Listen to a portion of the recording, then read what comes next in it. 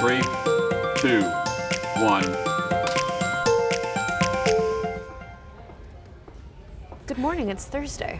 It is Thursday, May the 26th. Thank you very much for being with us on KSAT News Now. We're streaming on KSAT Plus and of course KSAT.com, and we also have our podcast, which is a daily occurrence, so you could check us out there as well. And today we continue our coverage of the Robb Elementary School shooting in Uvalde, and we're learning more. Absolutely, yes. As our crews have been there, we've been getting more information from families and friends of the victims who are sharing these emotional, heartbreaking stories and also memories of those lives that have been lost. Absolutely, and again, we talk about how emotional it's been, the heartbreak these last few days, as we also continue to get more information about the shooting itself, right? Those details of how it all unfolded, and that's where we start this morning. Law enforcement authorities are facing tough questions today over how much time elapsed before they finally entered Robb Elementary School and put a stop to the rampage by a gunman who killed 19 children and 2 teachers. That's right. The Texas Department of Public Safety, their director, Steve McCraw, said that 40 minutes to an hour elapsed from when the gunman opened fire on the school security officer to when the tactical team finally shot him. A law enforcement official who spoke on condition of remaining anonymous said that once in the building, the Border Patrol agents had trouble breaching the classroom door where that gunman had barricaded himself. Agents had to get a staff member to open the room with the key, and the official who did provide that information said they are not authorized to speak publicly about the investigation, of course, because this is ongoing.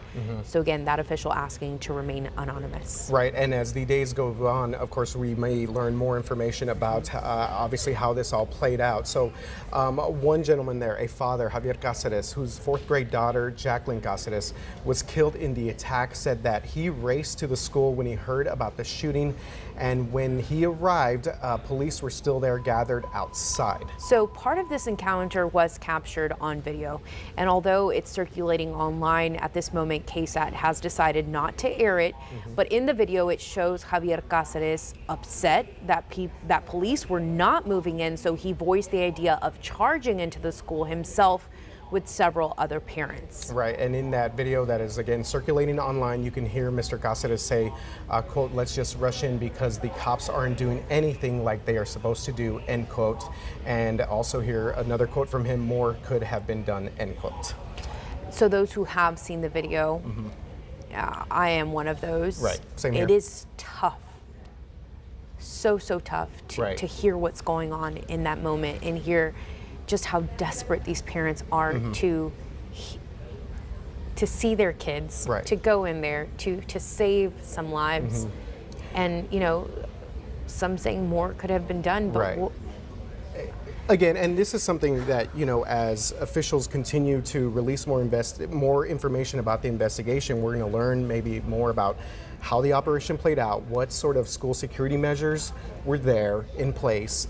The state had passed recently, new measures for school security and also for training for officers. But again, there was an individual there who did exchange gunfire with this gunman. So I think we're going to get a lot of that information. But you mentioned it right now, Alicia. I think on that day, on that Tuesday, that's the first time I saw this video, and I mean, it literally kind of broke me down, because you can just hear the screams and the fear, and these parents that are just trying to figure out any bit of information when it comes to their children. At the same time, officers are conducting an investigation, and it's just it's a very hard thing to really kind of wrap your heads around this moment in time right there, which is that video that's circulating. And to remember that some of these parents were just there that morning for an award ceremony, and to think that that was the last time that they would ever see their baby. Yeah.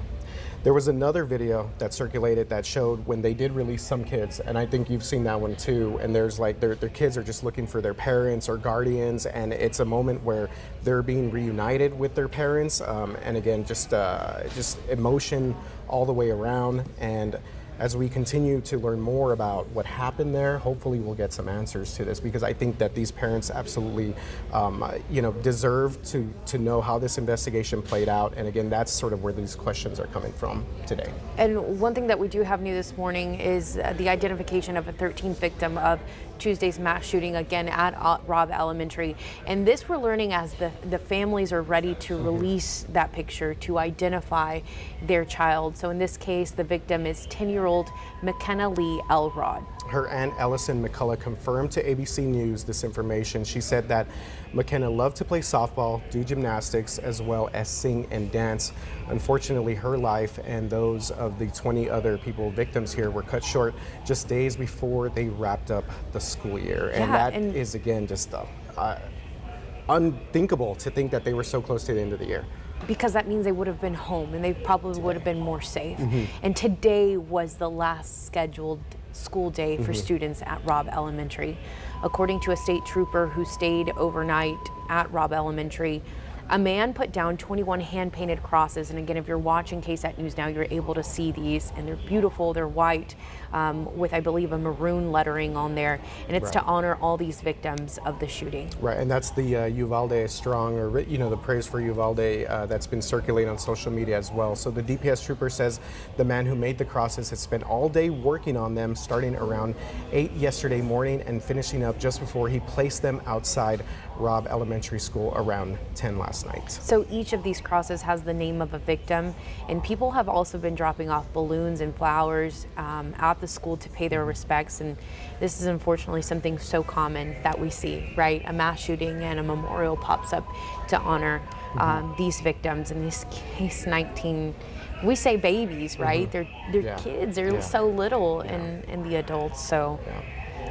But there are people who are stepping up to help and to try to provide some comfort and let this community know that you're not alone, that we will not forget, and we will continue to ask questions. And so with this individual who's placing the crosses there, obviously, just trying to find any way to make sure that these lives are not lost in vain, trying to keep these memories alive for the moment as these parents and families are dealing with grief and these heartbreaking news that's coming out. San Antonians, South Texans, we're mentioning stepping up in any way possible to help their neighbors in Uvalde during this very difficult time. Yeah, and we saw it by a beautiful way. They say food for the soul. Yeah. So local restaurants, coffee shops, and even food trucks are heading out to Uvalde to provide free and hot meals. And this is just something so heartwarming to see during such a tragic and painful time. Yeah, and a lot of times they just kind of take this on themselves, just kind of take the initiative here. So Josh Palacios took El Remedio food truck to Uvalde and posted a sign saying, quote, "free tacos." He is just one of the local owners who knew that they had to do something to help. We're here because, it hits home. I have 2 daughters of my own, both middle schoolers, and we're here to give back. We're here to be with the people from Uvalde. I feel like it's our priority to be here and support them during these difficult times. So Jeepney Street Eats, this is another food truck, was also seen in Uvalde giving out meals to people at the Uvalde Civic Center as well.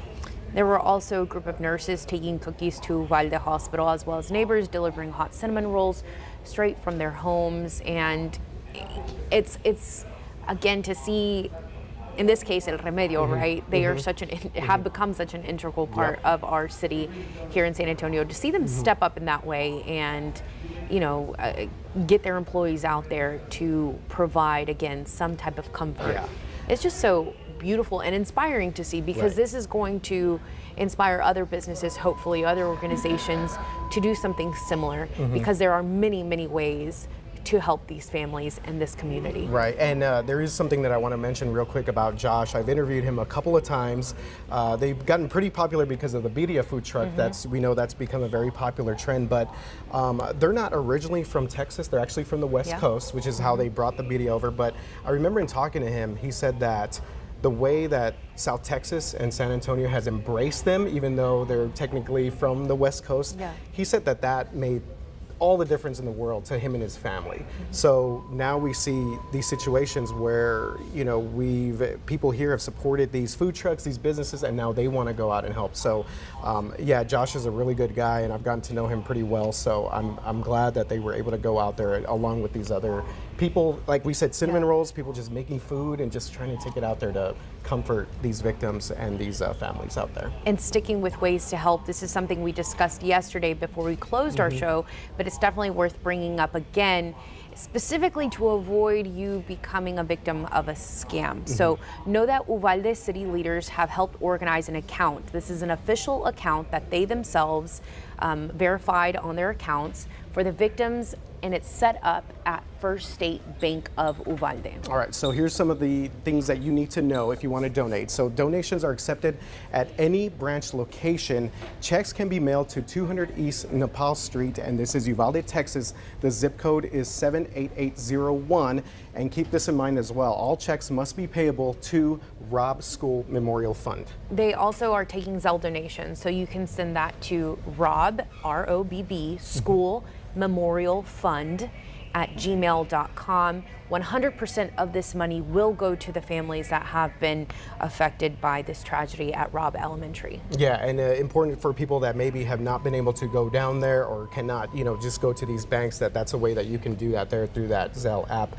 Catholic Charities is also providing emergency financial assistance for family members who need to travel to Uvalde, and you can donate to Catholic Charities efforts on their website. HEB is also stepping up, so HEB shoppers can donate to the company's Spirit of Giving Fund, and they can do that by making a monetary donation at the register or at checkout for curbside.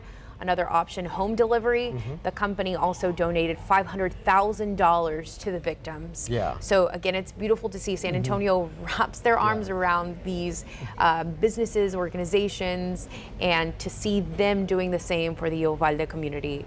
Yeah, and HEB, of course, does a lot for the community, food banks and things like that. And we keep, you know, obviously saying that you can also donate blood to the South Texas Blood and Tissue Center and, of course, University Hospital. Now, the good thing about that is that they actually have had long lines for people that want to donate, people that have been waiting for hours, just waiting in line to donate. And we have all this information on our website, ksat.com. And if you plan to donate blood, another thing to know, yes, spots have been filled, I think, until next Wednesday for both of these organizations.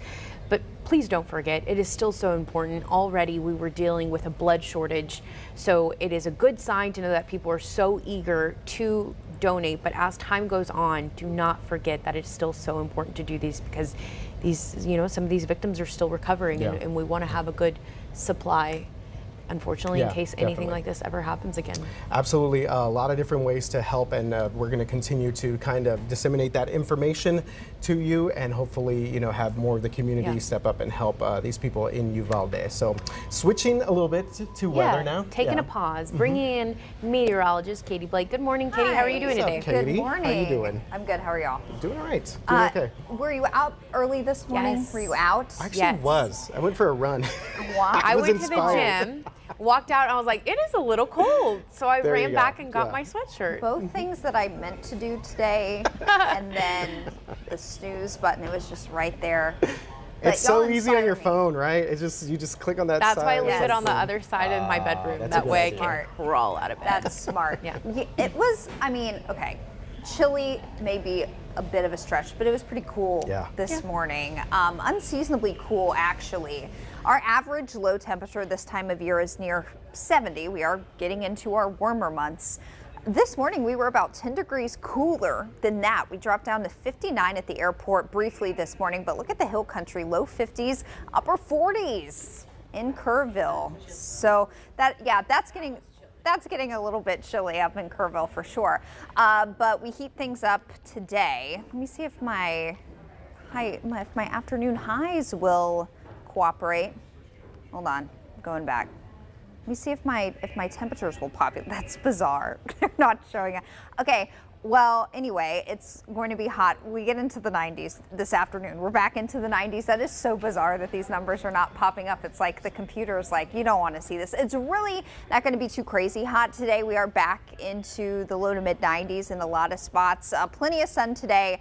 and light southwesterly winds. That's so weird. I don't know why those numbers didn't show up, but here's some numbers for you. If you're planning ahead to Memorial Day weekend, kind of finalizing some plans, you won't have to worry about dodging any rain, but it will be very hot all the way through the upcoming weekend. 98 both Saturday and Sunday, so we do inch closer to the triple-digit mark.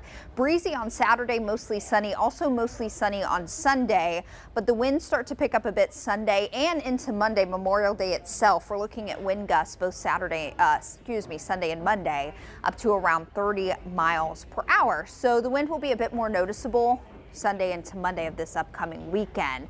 Look at what's going on across Texas. Very quiet weather across Texas today, but we do have precipitation and cloud cover swirling to our northeast. This is the same front that came through late Tuesday night into early Wednesday morning. There's its low pressure system there. That is going to be moving east and away from Texas. Surface high pressure moves in tonight and tomorrow morning. That just helps to keep our weather quiet for the next several days, and really the focus is now away from rain chances and toward heat. So I showed you the temperatures for San Antonio this weekend, even elsewhere across Texas. It's going to be very hot.